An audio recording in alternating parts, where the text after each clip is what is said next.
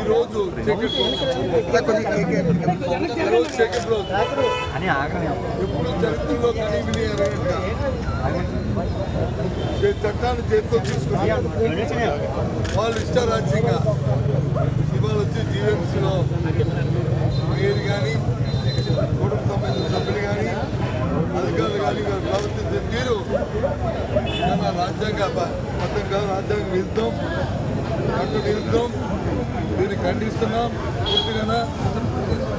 మా సభ్యులు సుమారు 10 మందిని బలం ఉందని దురుముందని 10 మంది మా సభ్యులకి దెబ్బలు తగిలాయి. ఇప్పుడు అక్కడికి వెళ్తాం. సుమారు తగిలింది, జానగాంకి దెబ్బలు తగిలినాయి, వెంకటరమణ తగింది, వాళ్ళు శంకరరావు తగిలింది, కోరుకున్న స్వాతి తగింది. అలాగే మా డిప్యూటీ మేయర్ సతీష్కి, మా ఫ్లోర్ లీడరు శ్రీనివాస్కి, అలాగే బల్లాలు చూపెడతాం.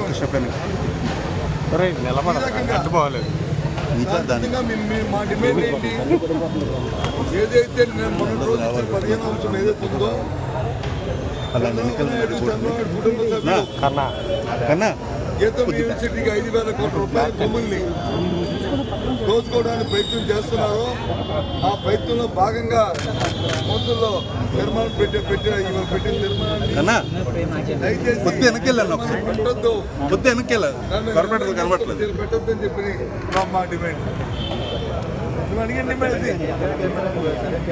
విశాఖపట్నం ప్రజల పక్షాన, ఈ రాష్ట్ర ప్రజల పక్షాన అవినీతికి వ్యతిరేకంగా, దోపిడీకి వ్యతిరేకంగా మేము వచ్చి అడిగితే మా కార్పొరేట్ల మీద వచ్చి దౌర్జన్యం చేసి వాళ్ళ మీద వచ్చి కొట్టడానికి తయారై దోపిడీ చేసి ఎప్పుడు చరిత్రలో పోలీసులు లోనకి పిలిచి ఇక్కడ మీ మీడియాలో వచ్చి ఎప్పుడు కూడా రానికంట జరిగిన వాస్తవాలు బయట తెలియకంట అందుకే చీకటి మహాత్మా గాంధీ గారు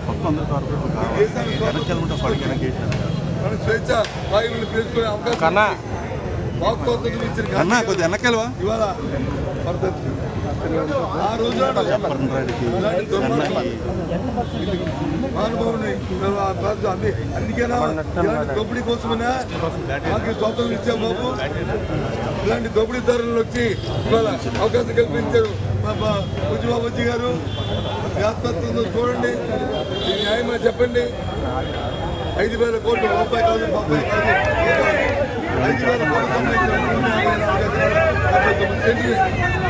ఏ రకంగా ఇవాళ తెలుగుదేశం పార్టీ చంద్రబాబు నాయుడు ఏ రకంగా భారతీయ జనతా పార్టీ అలాగే జనసేన పార్టీ దయచేసి విశాఖపట్నం ప్రజలే కాకుండా రాష్ట్ర ప్రజలందరినీ కూడా